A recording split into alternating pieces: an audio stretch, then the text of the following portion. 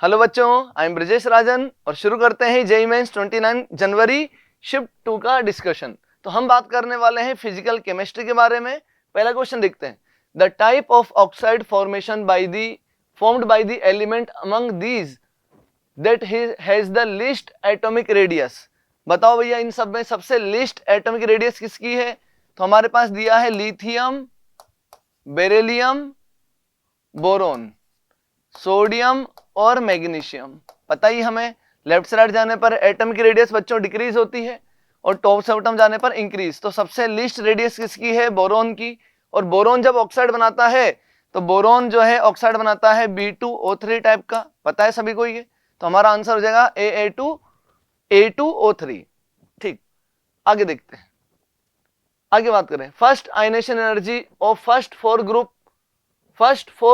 Group 15 elements. Group 15 element हमारे पास होते हैं बच्चों नाइट्रोजन, फॉस्फोरस, आर्सेनिक, एंटीमनी। इन्होंने ग्रुप 15 के 4 एलिमेंट्स की बात की है। 4 एलिमेंट में बोल रहा है are given below, select the correct value of element that is a main component of apatite family. तो आपको एनसीईआरटी पढ़नी पड़ेगी इसके लिए।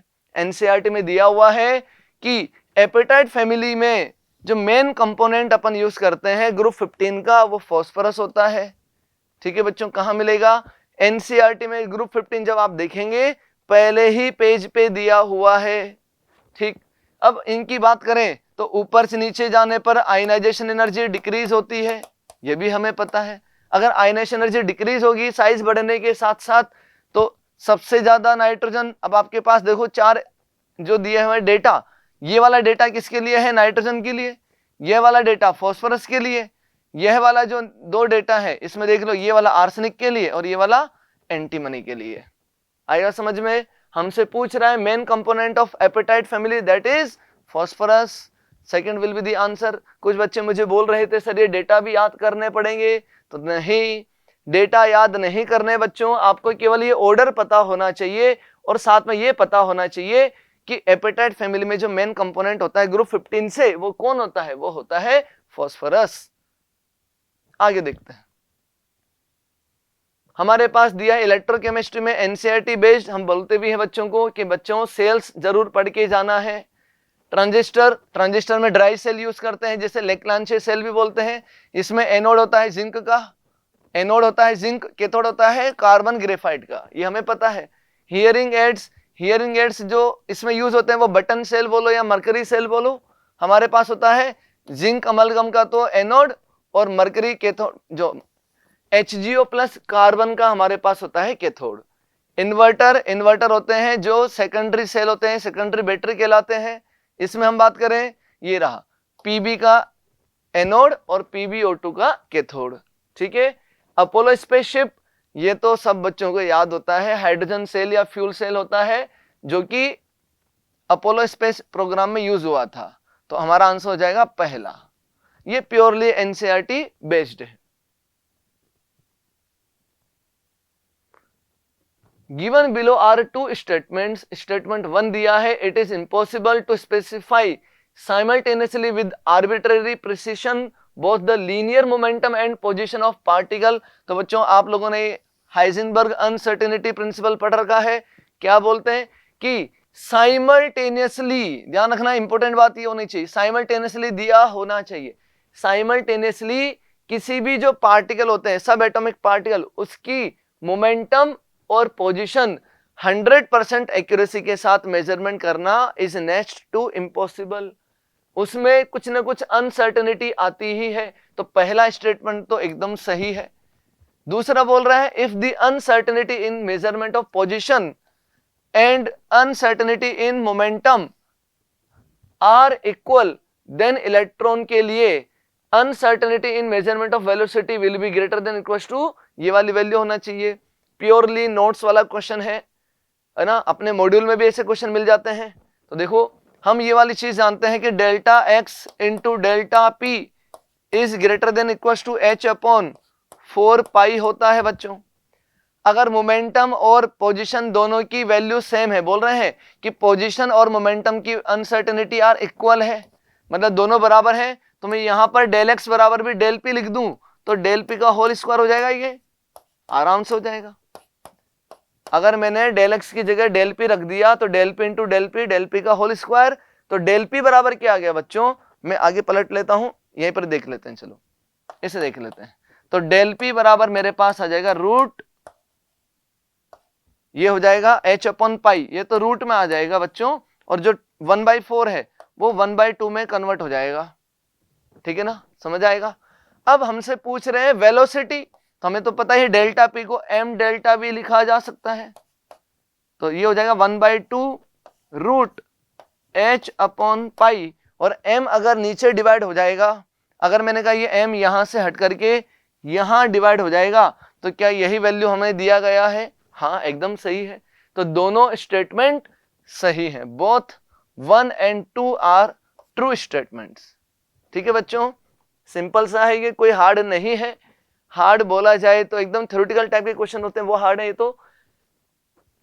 यह तो स्टेटमेंट है एनसीईआरटी में जो हमारे पास अनसर्टेनिटी प्रिंसिपल का दिया है। दूसरा ये डेल्टा वी वाला डेरिवेशन सभी नोट्स में पाया जाता है, ठीक है। आगे देखते हैं, oxygen gas will be evolved as a product of electrolysis. अच्छा क्वेश्चन बोला जाएगा, इलेक्ट्रोकेमिस्ट्री से एक और क्वेश्चन इन्होंने पूछा है, N aqua solution of AgNO3 using silver electrode. तो देखो बच्चों 1 by 1 देखते हैं। सिल्वर इलेक्ट्रोड, अगर हमारे पास किसी मेटल का इलेक्ट्रोड लिया जाए, जो कि हमने यहाँ सिल्वर लिया है, तो पहले एनोड पे वही ऑक्सीडाइज होगा, ठीक है, ये कॉन्सेप्ट याद है। अगर इलेक्ट्रोड हमारे मेटल का लिया गया है तो बिना किसी टेंशन के डायरेक्टली बोलो मेटल ही एनोड पे ऑक्सीडाइज होगा, और हमारे पास कैथोड भी किसका लिया हुआ है, सिल्वर का लिया है, ठीक है। और यही अगर बात करें पानी में और कौन कौन बचा है, पानी में पानी भी बचा हुआ है और सिल्वर प्लस भी है, और हमें तो पता है सिल्वर प्लस जो इलेक्ट्रो केमिकल सीरीज होती है उसमें सबसे नीचे सिल्वर होता है, पानी बहुत ऊपर होता है, तो कैथोड पे सिल्वर ही रिड्यूस होगा। अल्टीमेटली एनोड से सिल्वर पानी में आया और वही सिल्वर जो है कैथोड पे डिपॉजिट हुआ, इसे इलेक्ट्रो रिफाइनिंग भी बोला जा सकता है। तो पहले केस में बोल रहे हैं ऑक्सीजन रिवॉल्व, नहीं गलत, पहले केस में कोई ऑक्सीजन इवॉल्व नहीं होगी, अरे बात ठीक है। दूसरे केस में बोले हैं AgNO3 लिया है, लेकिन अब हम यहाँ पर इलेक्ट्रोड किसका ले रहे हैं बच्चों, प्लेटिनम, जो कि इनर्ट इलेक्ट्रोड होता है। अब मेटल का इलेक्ट्रोड नहीं लिया है, पहले अपन ने सिल्वर का लिया था तो सिल्वर ऑक्सीडाइज हुआ था, अब सिल्वर नहीं लिया है, अब हमने कौन से इलेक्ट्रोड लिए हैं बच्चों, अब हमने लिए हैं प्लेटिनम, और प्लेटिनम इनर्ट होता है, रिएक्शन में शामिल नहीं होता। अरे बात समझ में, ठीक है, आती है बात समझ में सर। अब आप यहां पर देखो कि एनोड पे जो है कौन कौन से आयन आएंगे, एनोड पे हमारा एनोड पॉजिटिव होता है, एनोड पॉजिटिव तो नेगेटिव आयन आएंगे, नेगेटिव मींस NO3 माइनस, साथ में पानी तो अवेलेबल है ही, हाँ है ना। और आपको पता होगा रूल्स इलेक्ट्रोलिसिस के कि अगर NO3 माइनस भी अवेलेबल है, पानी भी अवेलेबल है, चूंकि यहाँ नाइट्रोजन ऑलरेडी +5 में अपनी मैक्सिमम ऑक्सीडेशन स्टेट में है, तो नाइट्रेट का ऑक्सीडेशन बहुत स्लो होता, मतलब ये ऑक्सीडाइज नहीं होना चाहेगा, ऑलरेडी मैक्सिमम में है।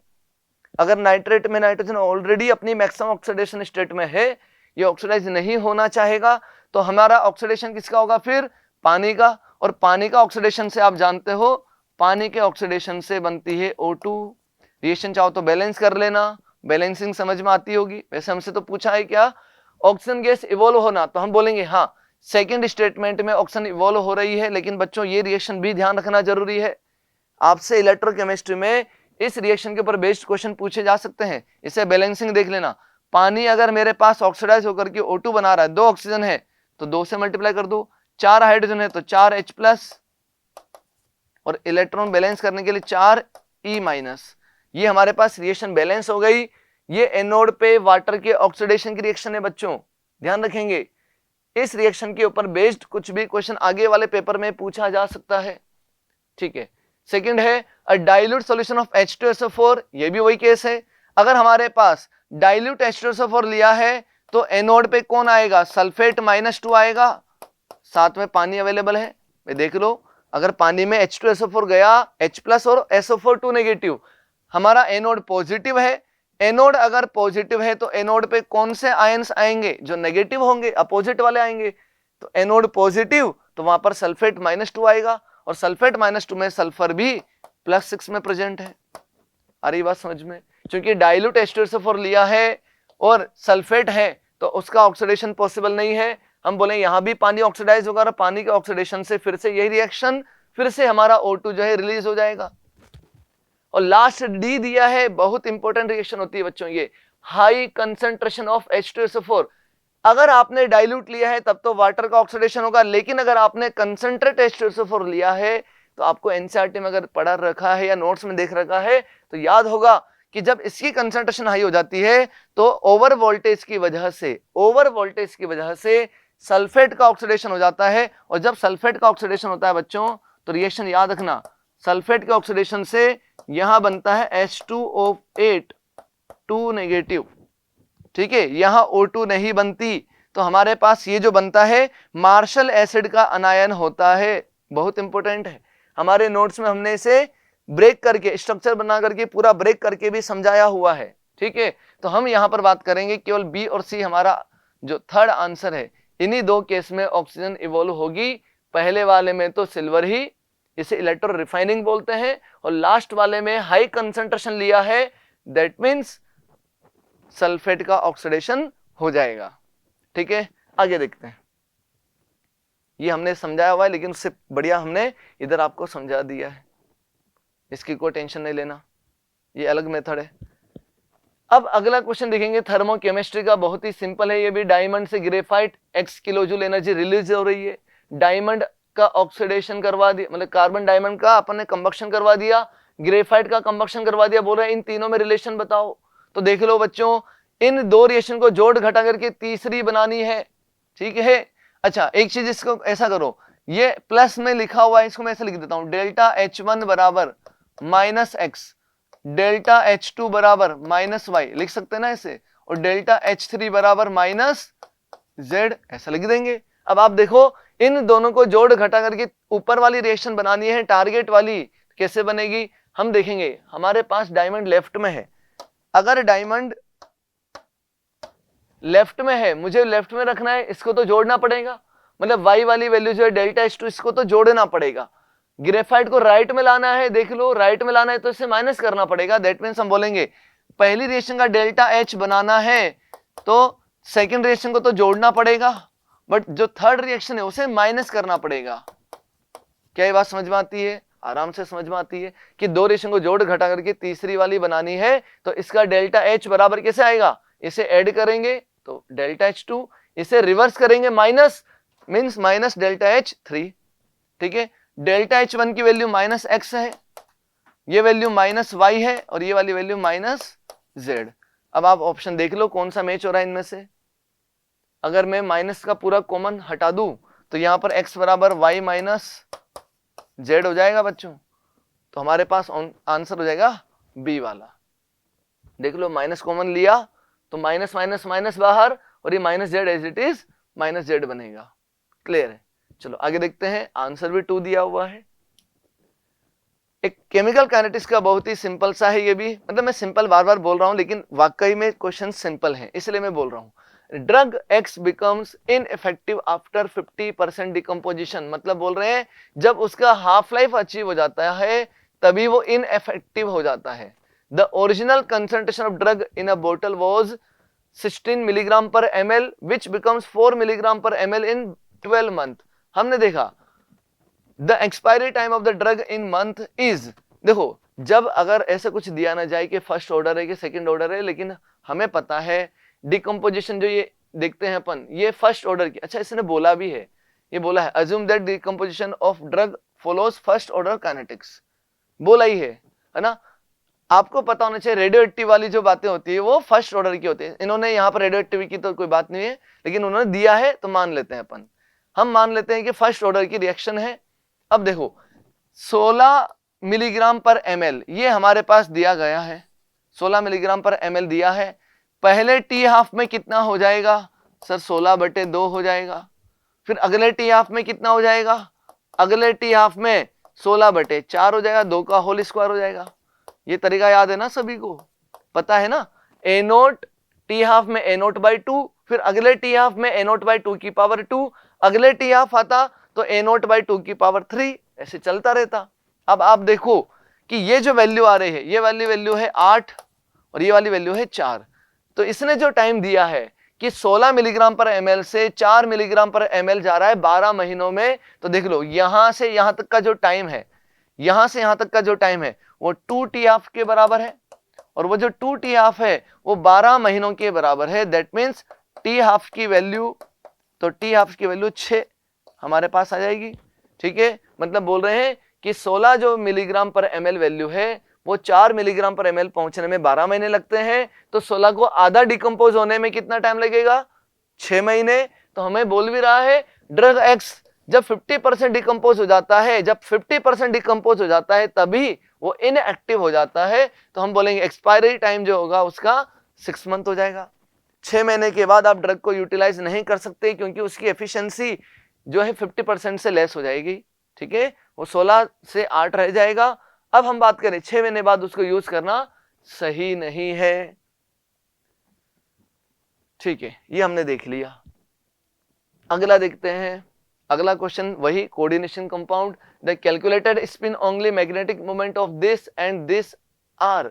बच्चों पहले तो वीडियो पॉज करके खुद से भी ट्राई कर सकते हो क्योंकि क्वेश्चन बहुत सिंपल है, बट मुझे उम्मीद है बाकी लोगों ने तो बना ही लिया होगा, पेपर में जिनके आया था उनसे भी आराम से बन गया होगा एक क्वेश्चन, कोई दिक्कत नहीं आएगी। यहाँ आयरन +3 में प्रेजेंट है, आयरन +3 का मतलब है 3d5, तो 3d5 में वीक फील्ड लिगेंड है। वीक फील्ड लिगेंड में हम बोलेंगे 2 डब्बे ऊपर 3 डब्बे नीचे, तो 1 2 3 4 5। अनपेड इलेक्ट्रॉन्स कितने होंगे बच्चों? 5, तो म्यू की वैल्यू हो जाएगी 5.9 बोहर मैग्नेटॉन।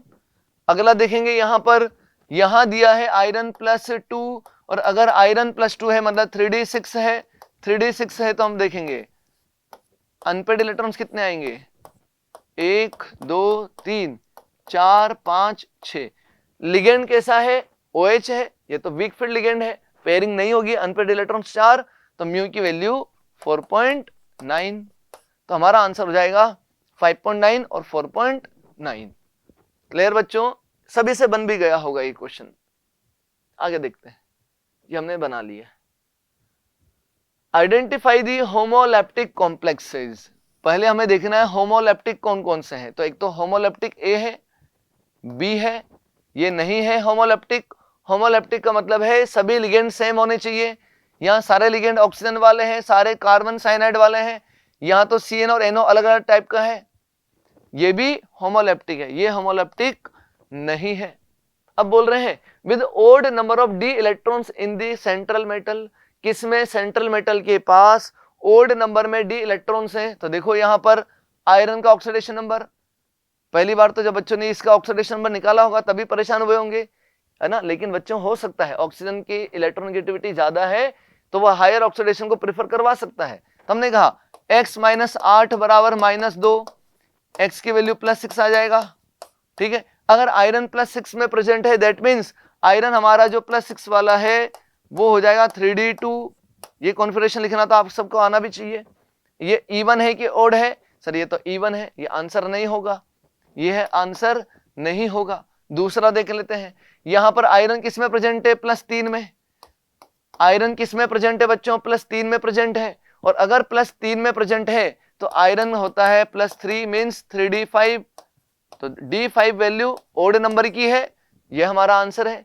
एक तो बी हमारा आंसर है, दूसरा डी वाला भी देख लेते हैं। कोबाल्ट, कोबाल्ट का ऑक्सीडेशन नंबर +2, कोबाल्ट +2 होता है बच्चों 3d7, 4s2 3d7, तो 2 इलेक्ट्रॉन भाग गए, 3d7 बचा, ये भी ओड है, यह भी सही है, तो आंसर हो जाएगा B and D, that means 3। बन रहा है ना बच्चों? कॉन्फिडेंस भी बढ़ रहा होगा आप लोगों का कि यार इतने सिंपल क्वेश्चन पूछे हुए जेईई मेंस ने, वाकई में इतने सिंपल क्वेश्चंस आते हैं, और कुछ हर पेपर में 1-2 क्वेश्चन ऐसे आते हैं जो थ्योरेटिकल हो या जो लिमिटेड बच्चों से बन सके। तो for hydrogen like species which of the following graph provide the most appropriate representation. E versus Z का हमें ग्राफ बनाना है। ई मीन्स है एनर्जी ऑफ स्टेशनरी स्टेट, तो हम फॉर्मूला जानते हैं क्या? आराम से जानते हैं, -13.6 Z² / n²। इन्होंने बोला है n की वैल्यू कांस्टेंट है, अगर n को कांस्टेंट माना जाए तो ये y हो जाएगा, तो ये -mx का होल स्क्वायर हो जाएगा। अगर आपने एनर्जी को y मान लिया, z को x मान लिया, x का होल स्क्वायर, ठीक है, तो y बराबर माइनस mx वाला स्क्वायर वाला ग्राफ कौन सा है, ये हो जाएगा थर्ड वाला। ठीक है, आगे देखते हैं। अच्छा, यही ग्राफ अगर ऐसे पूछ रहा होता कि E वर्सेस z स्क्वायर का ग्राफ बताओ, E वर्सेस z स्क्वायर का, तो हम बोलते हैं इस वाले y, इस E को तो मान लो y, ये माइनस m हो जाएगा, और z स्क्वायर को मान लोगे x, तो y बराबर माइनस mx हो जाता। भाई z स्क्वायर को x मान लोगे और इस E को y मान लोगे, तो y बराबर minus mx, minus mx means second would be the answer. तो यहां वाले केस में तो थर्ड आंसर हो जाएगा, क्योंकि उसने E वर्सेस z के बीच में ग्राफ पूछा है। ठीक है बच्चों, आगे बढ़ेंगे। E वर्सेस z, अगला क्वेश्चन मोल कॉन्सेप्ट और रेडॉक्स से मिलाकर के इन्होंने क्वेश्चन पूछा है। 0.1 molar solution of Ki reacts with excess H2SO4 and KiO3 solution according to the equation. ये दिया गया बैलेंस रिएक्शन दिए, कितने अच्छे लोग हैं ये, हमसे बैलेंसिंग नहीं करवाई इन्होंने। आइडेंटिफाई द करेक्ट स्टेटमेंट, बोल रहे हैं कि 200 ml Ki का ले लिया जाए तो 0.004, ये 0.004 को मैं ना 4 मिलीमोल लिख रहा हूं, ज्यादा आसान लगता है, क्योंकि मुझे वॉल्यूम ml में दिया है, मोलरिटी दिया है, तो मेरे पास समझ में आता है ना, मोलरिटी इंटू वॉल्यूम करूंगा तो 20 मिलीमोल है, अगर ये मिलीमोल है तो वो भी मिलीमोल में, आसान रहेगा। अब आप देखो, जब 5 मिलीमोल था तो ये 1 मिलीमोल रिएक्शन में जा रहा है IO3 का। ठीक है, अब आप देखो 5 मिलीमोल से 1 मिलीमोल रिएक्ट कर रहा है, तो 1 से कितना करेगा 1/5, तो 20 मिलीमोल से कितना रिएक्ट करेगा 4 मिलीमोल। तो सही बात है, पहला क्वेश्चन एकदम सही है, पहला ऑप्शन सही है हमारे पास। देख लो, 5 मिलीमोल ने 1 मिलीमोल के साथ रिएक्शन करा, तो एक कितने से रिएक्शन करेगा 1/5 से, तो इसके कितने मिलीमोल लिए I माइनस के 20, तो multiplied by 20, that means 4 millimole. तो हमारे पास 4 मिलीमोल वाला ग्राफ सही है, मतलब पहली वाली बात सही है। दूसरा, 200 ml ऑफ Ki, वापस से 20 मिलीमोल Ki लिया है हमने, और ये हमारे पास दिया 6 मिलीमोल H2SO4।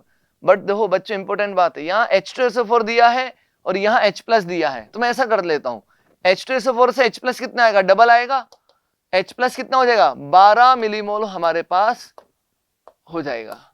क्लियर है ना सभी को, H2SO4 6 मिलीमोल है, वो डबल H प्लस देता है, तो 12 मिलीमोल H प्लस हो जाएगा। अब आप देखो 5 मिलीमोल रिएक्ट करता है 6 से, तो एक कितने से करेगा 6/5 से, तो 20 मिलीमोल हमने लिया है I माइनस, तो 20 से ये कितना हो जाएगा 4, मतलब 24 मिलीमोल दिया है क्या, नहीं, वो तो 12 दिया है, तो गलत है, ये वाली बात रॉन्ग है। थर्ड देखते हैं, 0.5 लीटर Ki सॉल्यूशन, 0.5 लीटर दिया है और ये मिलीमोल दिया है, तो मैं इसको 5 मिलीमोल लिख देता हूं, और मैं इसको 500 ml ले लेता हूं, आधा लीटर मतलब 500 ml, 500 इंटू 0.1 कितना हो जाएगा 50 मिलीमोल। ठीक है बच्चों, समझ में आएगा ना, इस Ki के मिलीमोल कितने लिए हमने 50 मिलीमोल ले लिए, कैसे, वॉल्यूम 500 ml और मोलरिटी 0.1, तो 500 इंटू 0.1 दैट मीन्स, मतलब 500 इंटू 0.1 दैट मीन्स 50। अब आप देखो I2 की बात कर रहा है, 5 मिलीमोल से 3 मिलीमोल बन रहा है, 5 मिलीमोल से 3 मिलीमोल, तो 1 से 3/5 इंटू 50 मिलीमोल से, 50 मिलीमोल से बनेंगे 30 मिलीमोल। अगर ये 30 मिलीमोल बन रहा है, पूछ तो रहा है, वो बोल रहा है 5 मिलीमोल बनना चाहिए था, जो कि गलत है, रॉन्ग स्टेटमेंट है। आएगा समझ में बच्चों, सर आराम से, बहुत आसानी से आ रहा है। अब देखो, इक्विवेलेंट वेट ऑफ KiO3 पूछ रहा है, मोलिकुलर वेट अपॉन में n फैक्टर, तो KiO3 का n फैक्टर निकालना जरूरी है। पहले आप देखो ऑक्सीडेशन नंबर, मैं इसको हटा रहा हूं, आप लोगों को बनाना है तो देख लेना, मैं इसको हटा रहा हूं। ठीक, अब आप देखो, इसका हमें पूछ रहा है KiO3 का इक्विवेलेंट वेट, तो यहां से देखो इसका ऑक्सीडेशन नंबर कितना है, ये हो जाएगा +5, मैं ऊपर लिख देता हूं, +5 से कहां जा रहा है 0 में, तो +5 से गया 0 में, 5 का चेंज आया, कितने आयोडीन है 1, तो n फैक्टर बराबर हो जाएगा ना बच्चों, change multiplied by number of atoms, change आया 5 का, IO3 माइनस में 1 आयोडीन है, multiplied by 1 that means n factor 5, तो इक्विवेलेंट वेट होता है molar mass by n factor, तो n फैक्टर 5 दिया है, यह भी सही है, यह भी सही है। तो पहला हमारा सही हुआ था ए, तो ए और D will be the answer, third will be the answer. Mole concept और रेडॉक्स को मिलाकर के इन्होंने क्वेश्चन पूछा। केमिकल इक्विलिब्रियम का क्वेश्चन है, CO प्लस H2 मिल रहा है CH4 plus H2O, if the pressure applied over the system increases by 2-fold at constant temperature. ध्यान रखना, टेम्परेचर चेंज नहीं हो रहा, केवल प्रेशर चेंज हो रहा है। तो आपको पता चलना चाहिए प्रेशर बढ़ाने से वॉल्यूम जो है घटता चला जाएगा, डिक्रीज होता चला जाएगा। तो देखो concentration of reactant and products increases. अब आप खुद सोचो, आप खुद सोचो, ऐसा क्वेश्चन तो हम नोट्स में करवाते भी हैं आपको कि प्रेशर बढ़ा दिया, वॉल्यूम घटा दिया और वॉल्यूम डिक्रीज हो गया, तो उस पर्टिकुलर इंस्टेंट पे सभी की कंसंट्रेशन तो बढ़ जाएगी। तो पहला स्टेटमेंट सही है, अपने मॉड्यूल में भी ऐसा क्वेश्चन है। Equilibrium will shift in forward direction. तो देखो प्रेशर बढ़ाने से रिएक्शन वहां जाती है जहां पर गैसेस मोल डिक्रीज हो रहे हो। तो गैसेस मोल यहां पर 3 और 1 4 है, यहां पर 1 और 1 2 है। तो हमने कहा फॉरवर्ड रिएक्शन में, फॉरवर्ड डायरेक्शन में रिएक्शन जाएगी क्योंकि गैसेस मोल घट रहे हैं, डिक्रीज हो रहे हैं। तो B will be the answer. Equilibrium constant increases, गलत बात। टेम्परेचर जब तक कांस्टेंट है इक्विलिब्रियम को कोई फर्क नहीं पड़ेगा, ठीक है। अब डी ऑप्शन देखो, इक्विलिब्रियम कांस्टेंट रिमेन्स अनचेंज्ड, ठीक है। अगर आपने आधा स्टेटमेंट पढ़ा तो आंसर गलत हो जाएगा, पूरा पढ़ो। As concentration of reactants and products remains same, क्या सेम है क्या? नहीं। प्रेशर बढ़ाने से तो वॉल्यूम घट गया, वॉल्यूम घट गया तो कंसंट्रेशंस बढ़ गई है, ये स्टेटमेंट तो गलत है। तो आंसर क्या हो जाएगा? आंसर हो जाएगा ए एंड बी ओनली। मेरी नजर में सिंपल बट कॉन्सेप्चुअल क्वेश्चन है, इन्होंने टफ लगा रखा है, ठीक है, ओवरऑल बच्चों के हिसाब से। लेकिन ऐसे क्वेश्चन अपने मॉड्यूल में भी है बच्चों और अपने पेपर में भी आते हैं, अपने नोट्स में भी करवा रखे हैं। स्टेटमेंट 1 दिया गया है, NaCl is added to ice at 0 degree present in the ice cream. Good, खानी नहीं है। Box to prevent the melting of ice, melting of ice cream मतलब बोल रहे हैं आइसक्रीम को पिघलने से बचाने के लिए, मेल्ट होने से बचाने के लिए अपन आइस में क्या मिला देते हैं? NaCl मिला देते हैं, जो कि एकदम सही है। ऐसा क्यों? देखो अगर बात करें आइस को फ्रीज करना है तो आइस की जो फ्रीजिंग होती है जनरली आप देखें ना 0 डिग्री से नीचे होती है, मतलब -5, -6, -4 डिग्री ऐसे। आइसक्रीम जो फ्रीज हो जाती है वो लेस देन 0 टेम्परेचर पे होती है। और अगर पानी अकेला रहा तो अकेले पानी का तो 0 डिग्री फ्रीजिंग पॉइंट होता है। तो पानी का फ्रीजिंग पॉइंट डिक्रीज करने के लिए, पानी का जो फ्रीजिंग पॉइंट है या आइस का जो फ्रीजिंग पॉइंट है उसे डिक्रीज करने के लिए अपन मिला देते हैं NaCl। आप लोगों ने देखा भी होगा आइसक्रीम वालों के पास जो आइस होती है उसमें NaCl मिक्स मिला देते हैं, जिससे उस 0 डिग्री की जगह पर जो पानी है वो पहले 0 डिग्री पे फ्रीज हो रहा था, अब वो जो आइस बनेगा वो आइस उसका फ्रीजिंग पॉइंट डिक्रीज होकर के -10 डिग्री -12 डिग्री ऐसे पहुंच जाता है। अब चूंकि ऐसे समझो ये हमारी आइसक्रीम है और ये हमारे पास आइस है, अगर आपने इसमें NaCl मिला दिया तो NaCl मिलाने से इनका फ्रीजिंग पॉइंट डिक्रीज हो जाएगा, मान लो -12 हो गया। तो ये जो आइस है, ये आइस और इनके बीच में जो टेम्परेचर ग्रेडियंट था पहले उल्टा हो रहा था कि पहले मतलब हमें आइसक्रीम को जमाना है ना, आइसक्रीम को जमाना है। अगर ये 0 डिग्री पे रहता तो दोनों के बीच में टेम्परेचर ग्रेडियंट कम था, लेकिन अब जैसे ही हमने आइस का टेम्परेचर डिक्रीज करवा दिया तो इन दोनों के बीच में डेल्टा टी टेम्परेचर का जो ग्रेडियंट है वो भी बढ़ जाएगा, और दोनों के बीच में टेम्परेचर ग्रेडियंट बढ़ जाएगा तो ज्यादा जो आइसक्रीम का टेम्परेचर है उससे एनर्जी किसके पास चल जाएगी? आइस के पास आ जाएगी।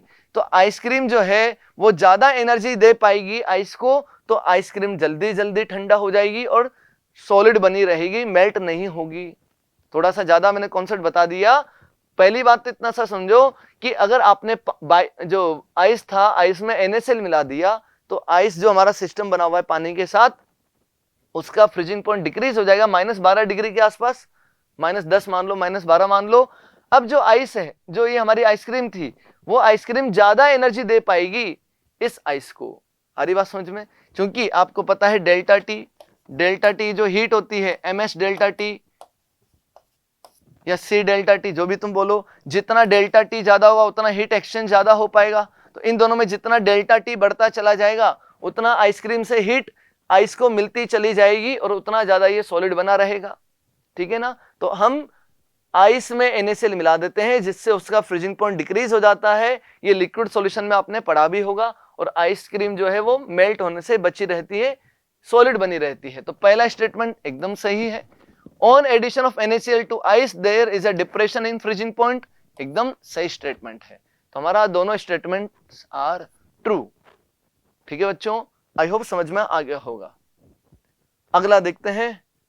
अगला हमारा जो है, consider the following low spin complexes, और बोल रहे हैं sum of spin only magnetic moment value of complexes having yellow colour. तो इन्होंने क्या किया है, कोऑर्डिनेशन कंपाउंड को मिक्स कर दिया केटायन एनायन वाले चैप्टर से। तो केटायन में आपने लैब मैनुअल जब देखा होगा तो आपको पता होगा इस वाले का कलर येलो होता है, इसका कलर भी येलो होता है। ये हमारे पास शुरुआत में जो दो कंपाउंड है, ये क्या रिपीट हो गया है क्या? अच्छा, ये K4 है और ये K3 है। हाँ, तो ये भी येलो है, यह भी येलो है, और ये जो हमारे पास कंपाउंड है इसको देखते हैं, इसका कलर क्या होगा, व्हाइट होगा कि क्या? ये हमारे पास जो दिया है ये चॉकलेट ब्राउन कलर होता है, और ये भाई साहब जो कलर होता है ये होता है व्हाइट। तो देखो ये तो ब्राउन कलर है, इसको नहीं देखना, ये व्हाइट है, इसको नहीं देखना, ये हमारे रेड कलर का होता है, इसको भी नहीं देखना, रेड कलर का हो जाएगा। तो आप इन दोनों को देखो, ये दोनों कलर जो होते हैं येलो होते हैं। अब आपको बोल रहा है लो स्पिन कॉम्प्लेक्स है, स्पिन ओनली मैग्नेटिक मोमेंट बताना है। तो कोबाल्ट का ऑक्सीडेशन नंबर देखो बच्चों, पहले कोबाल्ट +3 में है। अगर कोबाल्ट +3 में है दैट मींस 3d6, और d6 में आप देखो ये जो लिगेंड है कौन सा है, नाइट्रोजन का डोनर एटम है, स्ट्रॉन्गर फील्ड लिगेंड है, पेयरिंग हो जाएगी। और 3d6 मतलब ये होता है ऐसा। वैसे इतने क्वेश्चन कर लिए होंगे आप लोगों ने, जिनको आता है वो तो डायरेक्टली बोल देगा कि 1 2 3 4 5 6, यही पेयरिंग हो जाएगी सारे इलेक्ट्रॉन्स की, कोई भी अनपेयर्ड इलेक्ट्रॉन नहीं बचेगा। 3d6 मतलब T2G6 और Eg0, कोई अनपेयर्ड इलेक्ट्रॉन नहीं है, तो स्पिन ओनली मैग्नेटिक मोमेंट 0 आएगा। दूसरा देख लो, आयरन यहां पर फिर से आयरन जो है, अच्छा वो कोबाल्ट था, यहां पर आयरन जो है वो +2 में है। देख लो आयरन का ऑक्सीडेशन नंबर +2, साथ में ये भी 3d6, और d6 में अगर मैंने कहा स्ट्रॉन्गर फील्ड लिगेंड है, पेयरिंग हो जाएगी, तो ये भी T2G6 और Eg0 हो जाएगा। बच्चों आता है समझ में? तो हमने कहा दोनों ही केस में स्पिन ओनली मैग्नेटिक मोमेंट की वैल्यू आएगी 0, that will be the answer. तो ये था हमारा आज का जेईई मेंस 29 जनवरी शिफ्ट 2 का डिस्कशन। आई होप आपने एंजॉय किया होगा, और देखा है पेपर में क्वेश्चन बहुत सिंपल है बच्चों, डरने की कोई जरूरत नहीं होती है। बट एक ऑर्डर वाइज में पहले इजी क्वेश्चन को सॉल्व कर लेना होता है, और उसके बाद टफ क्वेश्चन को अटेम्प्ट करना होता है। कहीं पर लगता है कि कैलकुलेशन ज्यादा है तो उसको थोड़ी देर छोड़ करके इजी क्वेश्चन पे शिफ्ट हो जाना चाहिए। मिलते हैं बच्चों नए पेपर के डिस्कशन के साथ। मुस्कुराते रहो। जय भारत।